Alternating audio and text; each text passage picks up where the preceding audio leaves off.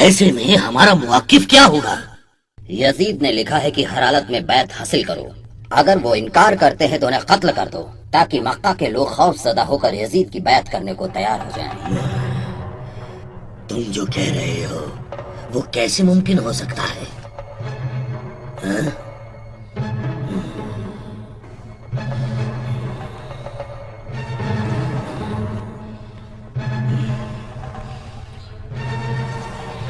یہ تو سچ ہے کہ مکہ کے لوگ یزید کو پسند نہیں کرتے ہیں۔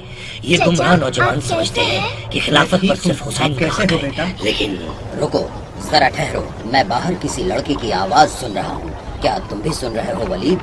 ہاں ابن حکم، وہ لڑکا عبداللہ ہے جو پہرے دار سے کچھ کہہ رہا ہے، لیکن اس میں تعجب کی کیا بات ہے؟ میرے شہر کے راستے میں تمہارا شہر پڑتا ہے، میں نے کئی بار آرام کیا ہے، تمہارا شہر اس عنایت کا مستحق ہے۔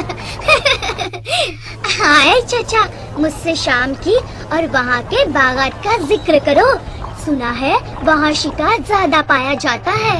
میری رائے ہے کہ پہرے دار کے بدلے اس لڑکے کو حسین ابن علی اور ابن زبیر کے پاس بھیجا جائے تاکہ یہ پتہ نہ چلے کہ یہ کام کس حد تک خطرناک ہے۔ تمہاری کیا رائے ہے اے ولید؟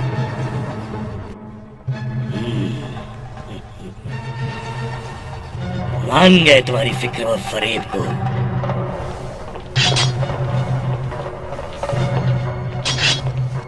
آپ کا حکم سر آنکھوں پر، انشاءاللہ فوراً روانہ ہوتا ہوں۔